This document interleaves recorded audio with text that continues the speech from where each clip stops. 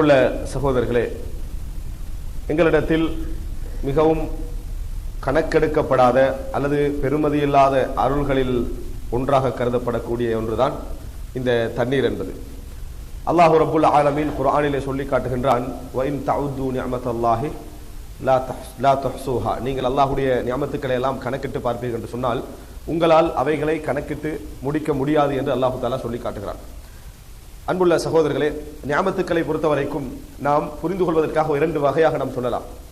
ஒன்று, எமது வாழ்க்கையில் ஒன்றித்து போய்விட்ட சில இறைவனது அருள்கள், அதாவது தினந்தோறும் அல்ல, ஒவ்வொரு நிமிடமும் நாங்கள் கண்டுகொண்டிருக்கக்கூடிய நியமத்துக்கள். இன்னும் ஒரு சில நியமத்துக்களை பொறுத்தவரைக்கும் அரிதாக கிடைக்கக்கூடிய நியமத்துக்கள். எங்களிடத்தில் எது மிகவும் அதாவது நன்றி பாராட்டத்தக்க நியமத்துக்களாக கருதப்படுகின்றவைகள் என்று சொன்னால், இந்த அரிதாக எது கிடைக்கிறதோ அதெல்லாம் ஒரு பெரிய நியமத். ஒருவருக்கு செலரியிலே அதாவது அதிகரிப்பு செய்யப்பட்டு விட்டால் அது ஒரு பெரிய ஒரு நியமத். ஒரு புதிய ஒரு வாகனம் வாங்கிவிட்டால் அது ஒரு பெரிய ஒரு நியமத். ஒரு வீட்டை வாங்கிவிட்டார் என்று சொன்னால் அது ஒரு பெரிய ஒரு நியமத். ஒரு நல்ல திருமண வாழ்க்கை, குடும்ப வாழ்க்கை அமைந்து விட்டது என்றால் அது ஒரு பெரிய ஒரு நியமத். நல்ல ஒரு குழந்தை படித்து ஒரு இடத்தை அடைந்து விட்டது என்றால் அது ஒரு பெரிய ஒரு நியமத். இப்படியெல்லாம் அவைகளை நியமத்துக்களாக என்ன செய்வார்கள்? கருதுவார்கள். நோயிலிருந்து குணப்பட்டு விட்டால் அதை ஒரு நியமத்தாக என்ன செய்வார்கள்? கருதுவார்கள். ஆனால் ஒரு கப் தண்ணீர் கிடைத்து விட்டால் யாராவது நியமத்தாக கருதுவார்களா? இல்லை. அதற்கான காரணம் என்னவென்று சொன்னால், நம்ம அதுக்கு பழகிவிட்டோம்.